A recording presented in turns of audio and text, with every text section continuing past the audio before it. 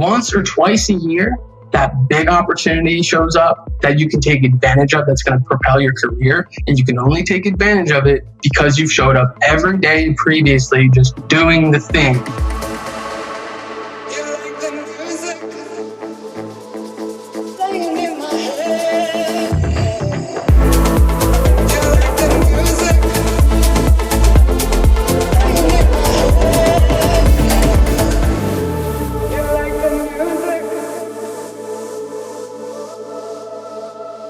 What's up, guys? Happy Thursday. Today on the podcast, we have a guest who used his own marketing tactics on me to get a spot on my show. Guys, honestly, it blew my mind. His name is Austin, the manager. He's with Black 17 Media, and he joins me today to talk about how artists need to be networking and marketing in 2024 to make the connections with industry folks who are going to take their career to the next level. Now, Black 17 is an internet label primarily in the funk space, spelled Phonk, but it's so important for you guys to borrow strategies that artists and labels in other genres are using and tailor fit them for the house and techno world, because it can be done. I mean, look at me. I was a TV news reporter covering crime and every traumatic event you could think of, and now I'm talking to you. This episode gets into nitty-gritty advice right from the beginning, so this definitely isn't a background noise episode, so pay attention, take notes, enjoy, and of course, if you find this information useful, share with someone else who can benefit. Well, I'm super stoked to talk to you because you have such a unique perspective on digital marketing for musicians. And I looked into your backstory and you've really just bootstrapped your company. So I want to talk about, when I looked at your website yesterday, Black 17 Media, you have in big bold letters there, music distribution and the most unique fucking digital marketing strategies known to man. I love that. Yeah. I love that. So tell me your story. Set the scene. How did you get involved in music? Okay. So in like middle school, I saw some kid on Facebook posting himself on DJ decks. And it was, probably something that was like $100. And he was mixing, I think it was Soulja Boy to set the time of my life. And I just thought it was really cool. I was like, wow, I'd love to be able to do something like that. So I got my own. But I thought I'd be able to do like music production through that, which isn't the case. So slowly but surely, I worked my way up kind of through the ladder of thinking I wanted to be an artist, right? And I was like, well, let me learn how to make my own music. So I downloaded FL Studio. I learned how to produce music. And initially I wanted to, make like house music, basically. That's what I thought, I wanted to do. But it was really difficult.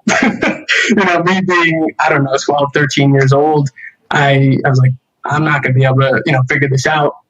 So I'm still playing around, and I started learning how to make rap beats. And I did that throughout high school.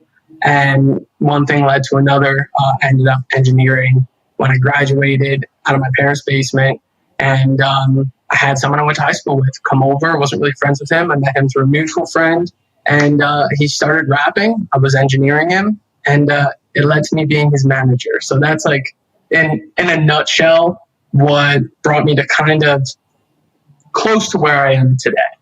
Got it. But I read that you went to school for cybersecurity. So in terms of actually doing music professionally, that was a side hustle for you for a while? Yeah, so I wasn't even I wasn't making any money, right? So I'm 18. I just graduated high school that summer. I started engineering, and it was a fun thing. I didn't have a job.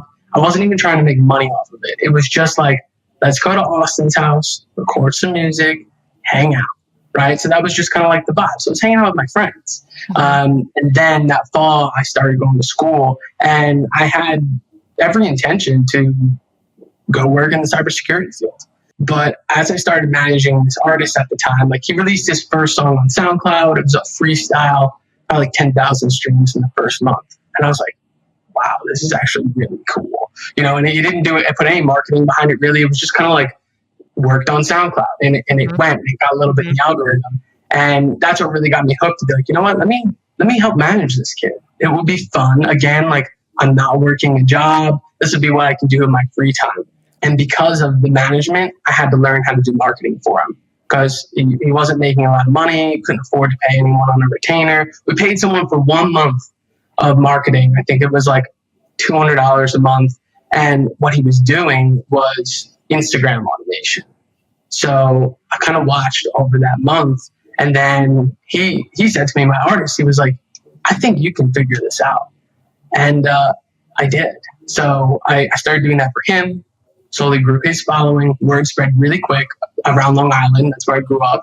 Mm-hmm. And it kind of turned into a business for me. So much so that I was doing work for my marketing clients during lectures. Or I would like skip a lecture, see the work that was posted, and like do the lab at home and just continue working, really. So it was like I was starting to juggle both rather quickly.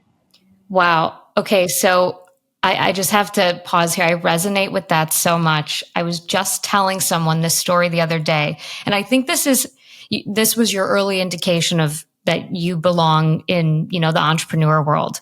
Mm-hmm. When I was in high school, I was a senior in high school and I was graduating early.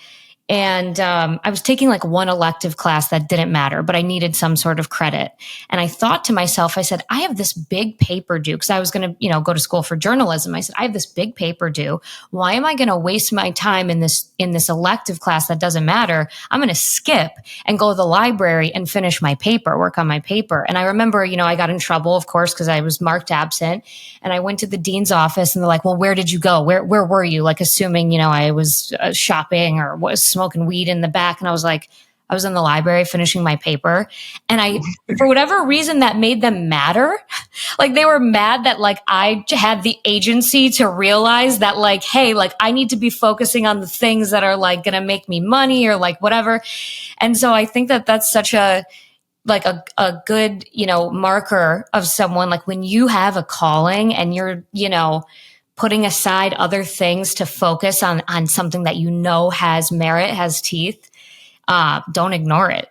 So that's really cool. So now today, tell me what you do, because it started off as kind of like you're doing this concierge marketing for your artists.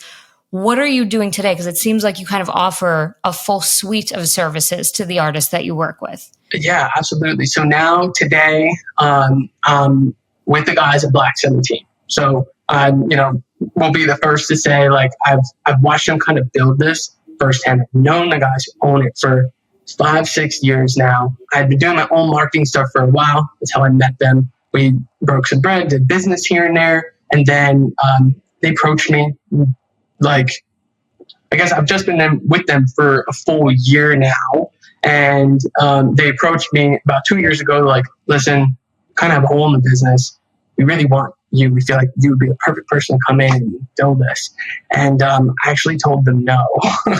I was like, I'm really happy where I'm at right now, but I appreciate it. And they hit me back maybe 6 or 8 months later, and they're like, listen, we still need someone to fill this. I haven't been able to find that perfect person, and like we just keep coming back to you. Like, so I sat down, we had a conversation, and we figured out how to make things work. So today at Black 17, like, I'm super proud to be there. And I never really thought I was going to be working directly at a label, because just like from my experience and people I know that are signed to labels or working at labels themselves, like I didn't really like what they stood for.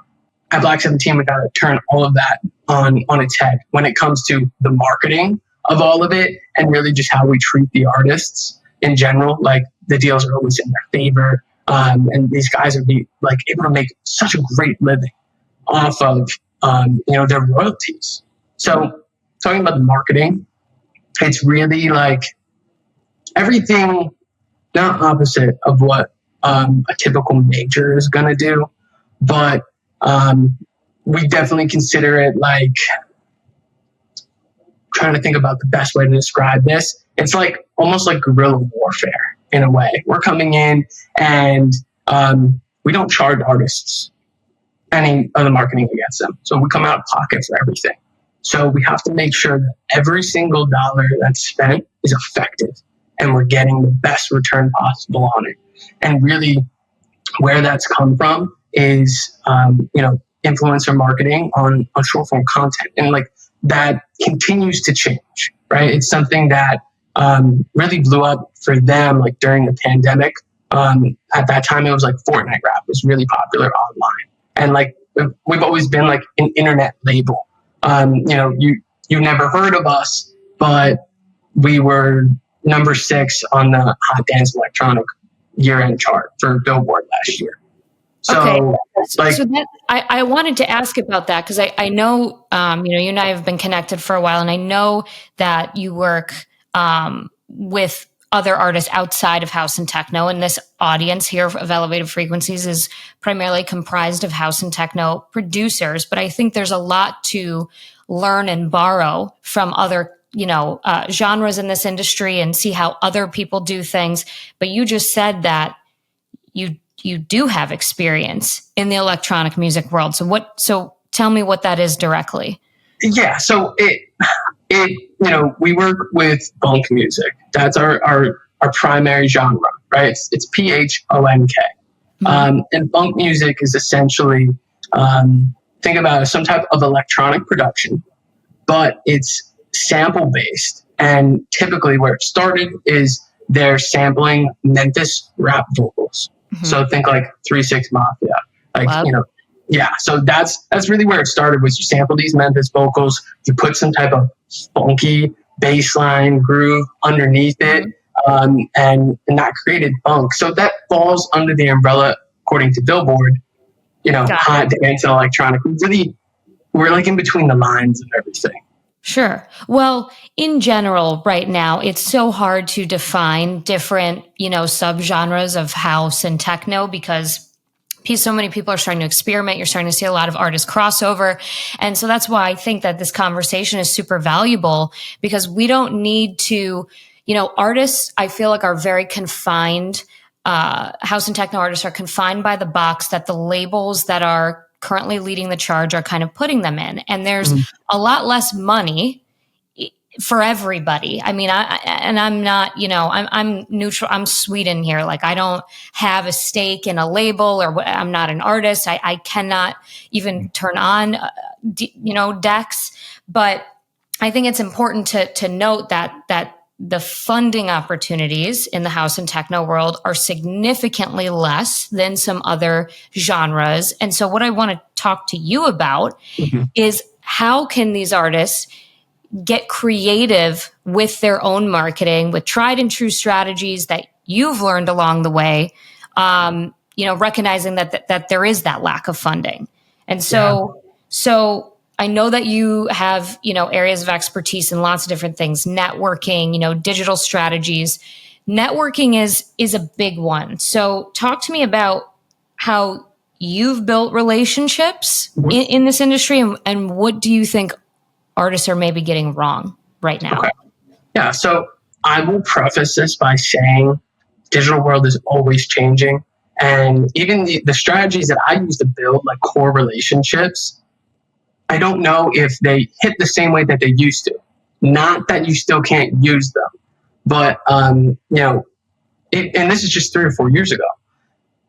Sliding into DMs is one of the best things that you can do, but you have to approach it the right way. This is how I'll explain it.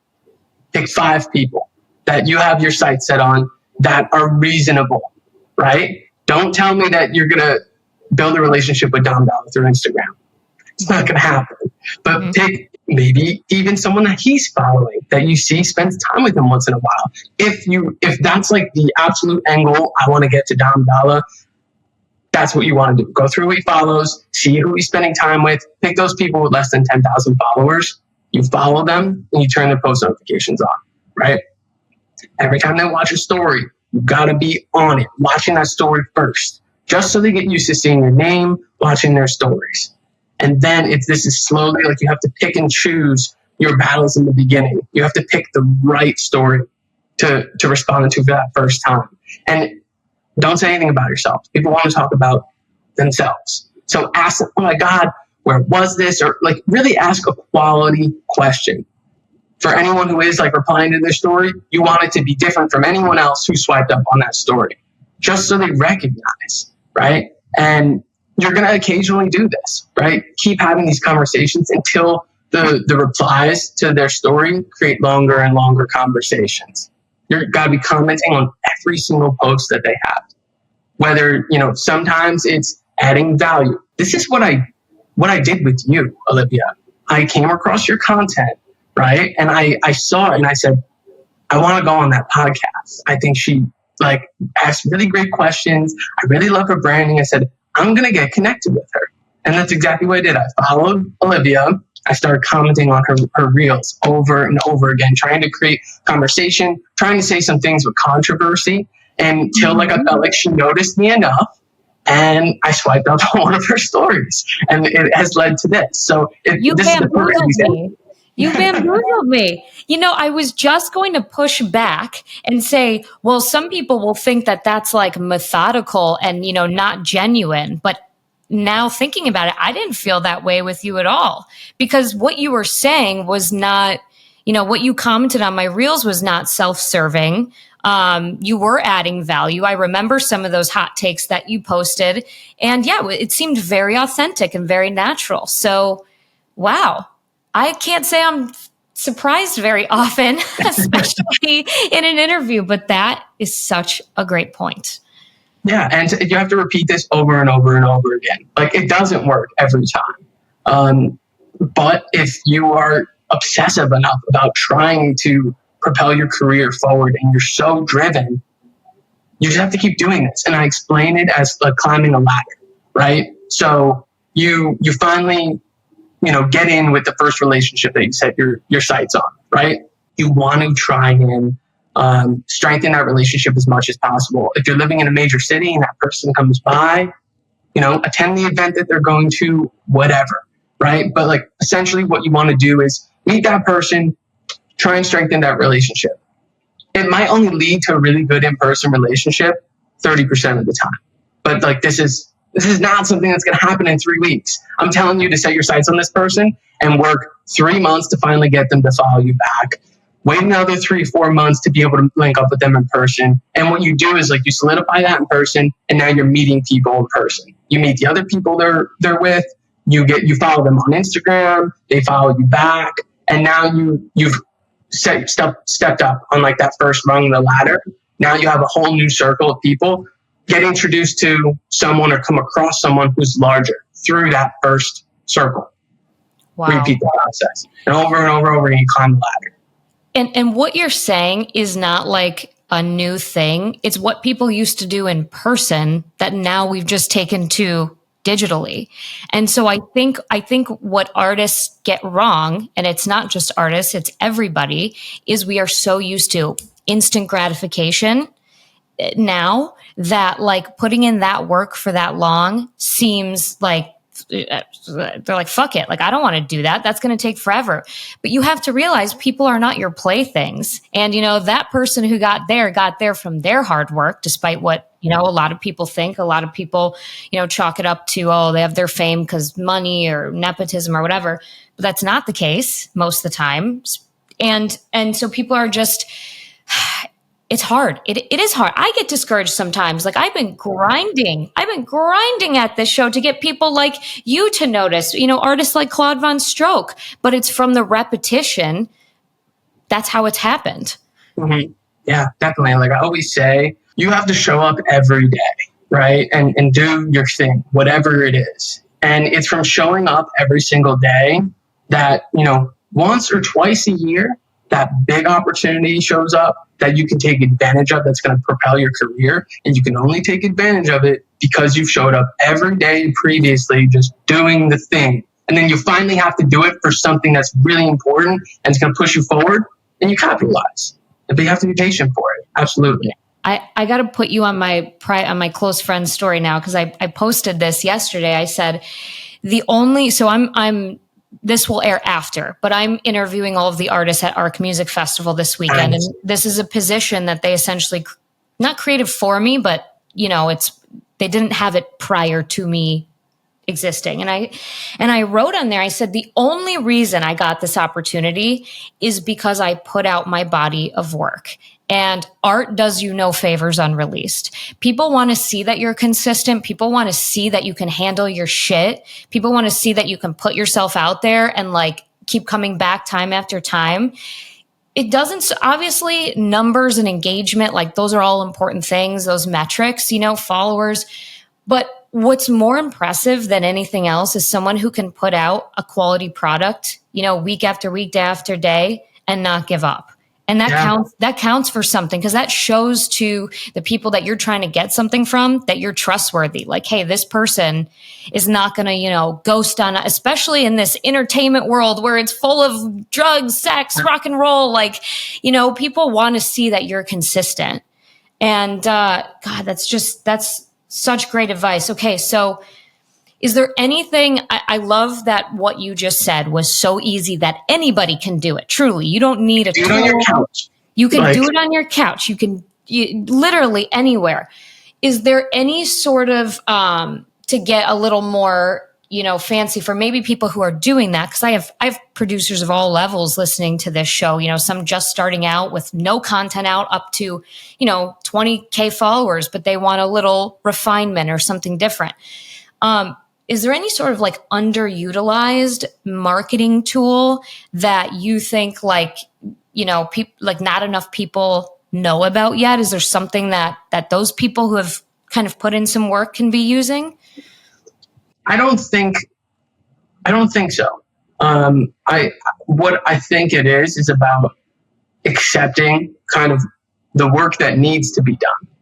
So we, of course, I'm always testing new stuff, right? Like we were just talking about in a meeting last week. How can we set ourselves off from our competitors? Because essentially what happened is like we came into the funk space. We set a precedent on like, this is how you market a song. You collaborate with, you know, maybe we do a collaboration with another label, right? That may be coming up and they caught a hit. We do a collaboration. Now they kind of get a little inside look on like how we like to do it. And we've like set a precedent on how to market within our genre. So now we're sitting and going, how do we set ourselves apart from everyone else? But what it always does come back to is short form content, right? The artists do not need to be making it. It's absolutely like, if you have no money, you have a lot more time on your hands, you should be making it. It makes sense that way. But in terms of like paid marketing, I don't think that there's anything super special. It's about maybe finding different pieces of content that you can pair your music with. Like, for example, I just saw a guy the other day, and I sent this to our marketing team, and I was like, are we using this guy? Because he's using our music. But he had kind of like, I don't know how else to describe him, like a Beyblade, like a spinning top, right? And it's made of metal. And he had them in like this large pan, right? It was like, you know, as wide as I could stretch my arms. And he would spin them with a drill. So they're moving extremely fast. He spun 3 of them. And I was like, oh, this is cool, right? Like, it's like very like attracting a male audience, right? I'm like, wow. Yeah. And like they're hitting together and there's sparks. All of a sudden he puts water like onto the pan. And I'm like, oh, that's interesting. Maybe it gets really hot and he has to cool down the surface. All of a sudden he lit it on fire. It was gasoline. And I was like, wow, like this is sick, right? I haven't seen content like that recently. Like what we see is there's certain niches that just move content over and over and over again. Like for us, it's like anime, weightlifting, car culture, things like that. What you want to kind of do is balance your marketing with the familiarity of those things, whatever it is in your genre specifically, or your subgenre. But then you also want those pieces of content that are disruptors, where like someone's never seen it before. Because typically people, when you're scrolling, you're looking for something that's familiar, right? Somewhat. Like if you don't know what's going on, you're going to skip it. That's, you know, what I've observed. But you need to have the balance kind of both. And slowly test your marketing. Don't spend $1,000 all at once and then say go, right? Like I was reading a book called The Lean Startup. It's talking about, you know, building a business. Yep. And he uses a great analogy. He says, when you're building a business, and you can apply this to your marketing campaign, you do not want to set it up as a rocket ship and hit launch and then sit back and not be able to change the course. You want to set it up as if you're driving a car. So you have gas, you have brakes, you're checking your mirrors, you're steering, and this is all happening. You're tweaking everything as you go. Mm-hmm. That's how you do marketing. It's not about throwing everything all at once and saying, oh, I hope that one works. That's all the money I got right now. But you use, what I'm going to say is one of these more disruptive type of videos, and then one that people are more familiar with. Post them both. See how they do. And then constantly tweak. Put a little bit more money here, put a little bit of money here. And then once you get that first viral video, then you start investing into maybe that specific niche. I like that advice. I think that one thing that artists push back on a lot is a couple things. They don't have the time or energy because they're focused on making their music, which I think that that's bullshit. I think as an artist, you've had to promote yourself since the beginning of time. It's just now we have different platforms to do it. But you hear that pushback a lot. And I also empathize as somebody who has to be making content constantly. And I like this long form better, but I have to feed the beast of social media. I empathize that it can be overwhelming. And also, maybe some will say, well, I don't have the kind of creative brain to come up with disruptive content. I don't know what to do. One thing that I was just, this girl that I met recently reached out to me and asked if we could have a coffee because she wanted to talk about working for herself and wanted to pick my brain. She was asking, what are some things I can do to get XYZ done? And I said, in the beginning, when I was just like a true freelancer, before I had a company, before I had my consulting firm, I was doing hella trades. You design my website and I'm going to write all this copy for you for your, your one client because you hate writing copy. And that's what I did with a friend who now we've done multiple, like legit, he already had a business, but he was willing to do those trades because he wanted to help see me grow. Now we do lots of business together. We collaborate on lots of things, but the amount of trades I was doing in the beginning was endless. And that's because I had the time. And I didn't have the capital in the beginning, to be paying people. So I think that that's something that maybe artists can utilize. Find somebody like outside of your niche that makes really cool content. Maybe they make gardening content. I don't know. Somebody that, again, has that lower following could benefit from something that you could offer. And then that's a really good way to handle, making some of that disruptive content or filling the gaps and things you don't know how to do. There's always something you can offer to somebody else. And it's a great way to just, like I said, doing that with my, with Drew, he became my business partner on a lot of projects, but we started off as, like we were trading like the old days. I felt it was like colonial times. It's like, you design this graphic for me and I'm going to write you 50 Instagram captions. And it worked out great. So that's just my little tip because I think a lot of people just get overwhelmed. I mean, you have to remember that producers are content creators. They're creating a piece of music. And so I know that sometimes your brain just gets so tapped out. So you mentioned, you and your company, you with Black 17 Media, you're figuring out how can you stand out as, how you position your value to artists. Artists want to know, how do they stand out? I mean, we are just bombarded 24/7 with great content now. I think these platforms have democratized content creation. We're giving people of, all walks of life the opportunity to showcase their art. But how can people use this oversaturation to their benefit? Like how can you zag when everyone else is zigging, basically? Yeah. So you're talking about really like what's going to make someone stand out to us as an artist. Because getting signed to a label is one of the top goals for most house and techno artists, any artist. Yeah. So, I think it's interesting too, like talking about house and techno, right? Because as I'm saying, we typically work with funk music, and not often do you see like these house and techno songs going crazy on short form content the way that like our music typically does. Mm-hmm. So like if you look at like our catalog, have like millions and millions and millions of videos, probably tens of millions of videos for Reels, tens of millions of videos for TikTok, and tens of millions of videos for Shorts. Like, and when I was looking to find, some of the mainstream tactics, I'm going to say, on what pages were marketing short form content for guys like John Summit or like Dom Dalla, like someone who's just like very brand forward. Everyone kind of knows who they are. And I was so surprised that like, some of their bigger songs have like 2,000 videos. So it kind of opened my eyes a little bit on like how they're approaching that marketing, right? So my first thought is, how does an artist get stand out to me? It's that their song's streaming well already, right? Just a couple thousand streams a day. Some of this showing that, yeah, people want to listen to this in some capacity, and that's getting used on short form content. That's what stands out to me. I think it's interesting what you're saying. Let me just make sure I'm hearing it right. Something, a beneficial strategy potentially for an artist who wants to get signed to a label or, even wants to get gigs is don't just focus on the streaming platforms. Get your tracks in the hands of creators to use in their videos.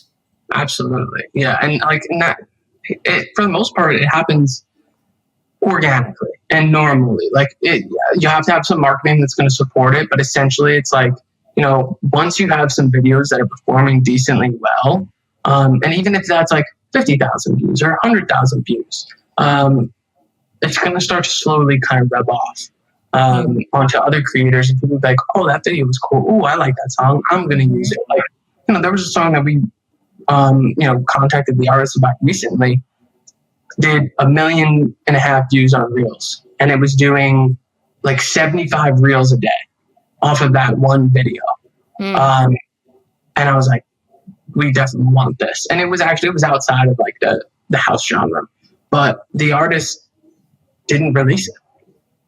So it's like, very interesting because like they have another single coming out on the 6th. Right. And like this song's going to lose momentum, probably fizzle, nothing's going to happen. Or they're going to release it in 3-4 weeks and it's just not going to hit the same. But like when you get that momentum, you like have to capitalize on it like right away, basically, and not wait. So I've had a couple of, I get automated emails from, for brand deals all the time. And I ignore 95% of them because they're bullshit. Like, hey, 50% commission on this $6 product. It's like, fuck you. Like, I'm like, this is insulting, but I don't take it personally. I used to.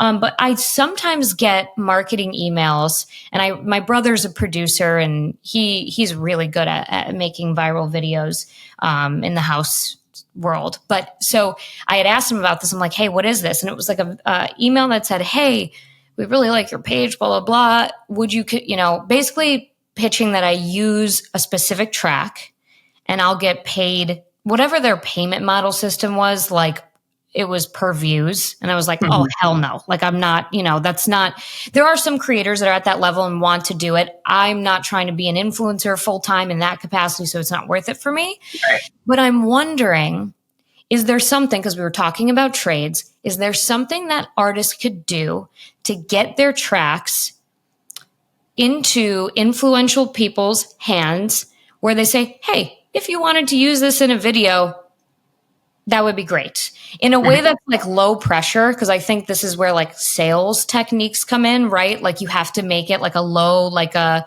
no worries if not sort of thing. Because if you're trying to like aggressively push something, it turns people off. Like, I wonder if there's some sort of, and maybe I have to research this because I think this would be a great tip for my Patreon audience. If you can get your tracks in the hands of influential people or people who have a lot of engagement on their videos, they could have 5,000 followers, but their engagement rate's like insane. Right. I think that could be a really good strategy. So I guess I'm just talking out loud and making a note to self to look into that for my audience, because I think it's just one more avenue, right? Like you have to test things. That's what you were just saying, like test different ways to get your music out there. bouncing off of that, I like to, and you can't do this with everything, but like I try and make decision making black and white, right? So it's like you either do this or you do this. So in terms of like getting your music in the hands of influential people, I look at it, it's like you do pay them or you build a relationship with them, right? Those are the two ways that you can really bring them value or bring them value somewhere else, right? Like you might also be a fire editor part-time, be like, chop up some of their long form, right? And be like, yo, I just made you 5 videos. I edited them for you. I hope you like them. I don't need anything from you. Boom, that's it. Don't even bother them. If they use them, they never answer you. Like that just is what it is. Make them 5 more, even if they never answer you, right? So it's like if that's a person you really have your sights set on, that would be a trade. Kind of what you're talking about. I'm gonna make you some videos. Can you use my song in one of them, right? Or let's say you have someone who's like a travel vlogger, right? And you take something of theirs off of YouTube, you edit it, and you throw your own song in there. They don't even know, right? And they're like, oh, I like this song, or, something like that. That would be a way, that I'm just thinking right off the top of my head, that you could do something like that where it doesn't require you to spend any money. The most popular way of getting your song in the hands of the right people is straight up paying, right? Just being, hey, do you take submission? They say yes or no, and they say this is my rate. And you can either work with them or you can't.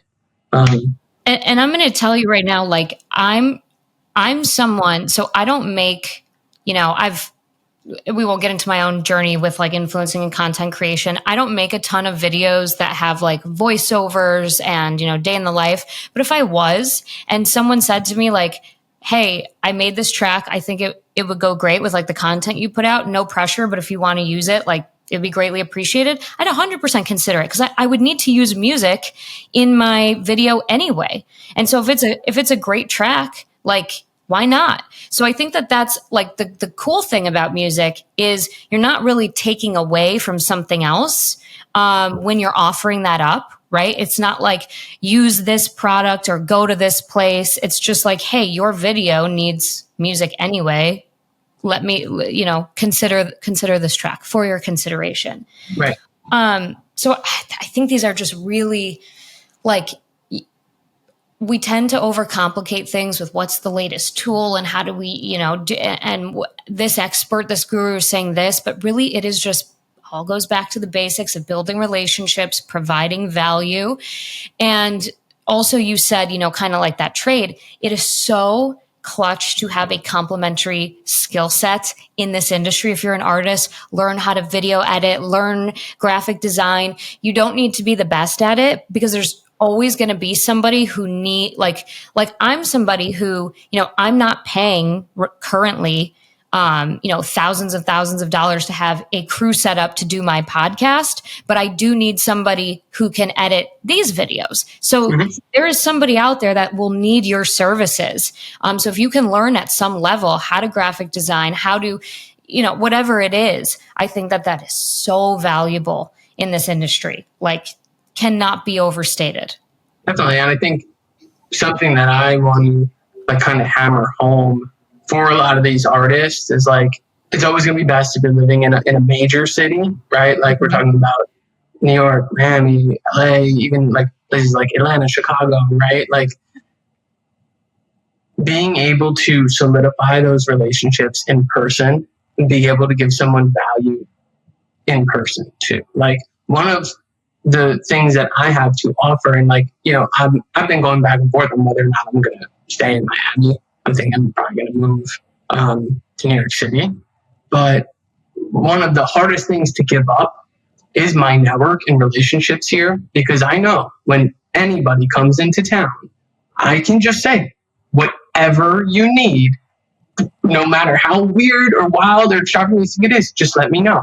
I know everyone here. I'm confident I can get you what you want. That's like such an easy way for me to strengthen relationships. Oh my God. Like, another way to give value where it's like, that's not, you don't have to have any skill for that. That's just about working hard, building relationships. Look, I've been living here for 3.5 years and I've been working on that network the entire time. Yeah. Totally. And they do have some weird requests in Miami. My weirdest friends in the world live in Miami. Shout out Malik. I know he listens to my podcast.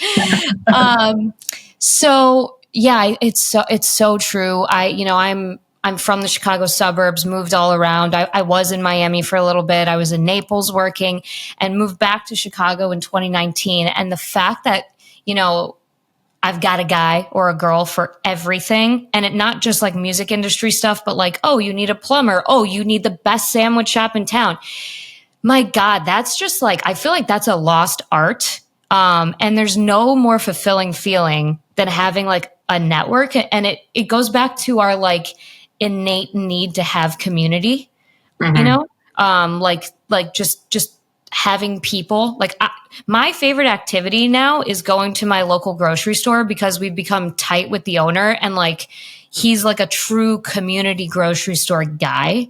And it's so different from like going to Whole Foods where I like want to ram my cart into everyone's ankles because they're driving me nuts. Like it's like such a good experience. So I feel like that's the overall theme here, right? Is like building your network, building real relationships because you want to, not because you want something from them, but because you genuinely want to contribute and, and be part of that ecosystem is just going to help you tremendously. And yeah, I mean, it does suck that not everybody can live in a major metro area. And that's not to say, though, that you cannot build community where you're at. I have some friends living in Cincinnati who are building up a very formidable house scene there. They're working at it, and it's small, but they're starting something. And so, why not? Like, why not be a pioneer? So before we wrap this up, tell me, digital marketing forecasting for 2025, short form content is still king, but is there anything that you could say? Because honestly, I already start thinking about the next year, like around this time. I feel like Labor Day is like, okay, it's done. Now we're in holiday mode and everything's chaos. What should people be looking out for the future? What trends or techniques can people hop on to stay relevant? So I can't predict what's going to happen next year, right? Like even like with the music that we sign, I'm not the one who decides if it's good music. The internet decides if it's good music, and then we work with it. There are gold records that we have that I would have told you like would have never went gold, like would have never been that song. But the internet decides differently. So for one, you definitely just have to really keep your pulse on everything.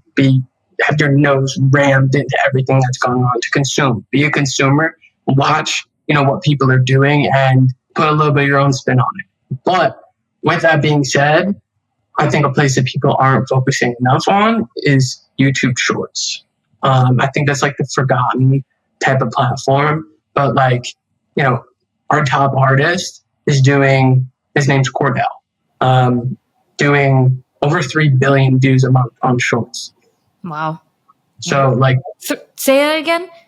3 billion views a month on Shorts.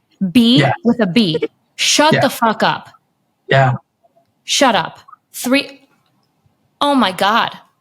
Yeah. So there's so much content that's getting put on Shorts. Like we don't realize it because it is a younger audience, right? Like, these kids who are in middle school may not be on TikTok yet. They're on Shorts. Right? That's what they're doing on the iPad. They're scrolling through Shorts. So, and like with house music, definitely, like, I think that translates super easy because it is this high energy, type of music. You don't need to listen to the words. It's just fun. So I would say definitely for everyone in house, the techno space, get on Shorts. It's just like any other platform. You're going to have to learn it, watch, be a consumer, see what's popular, how it's working. But I definitely would not count Shorts out.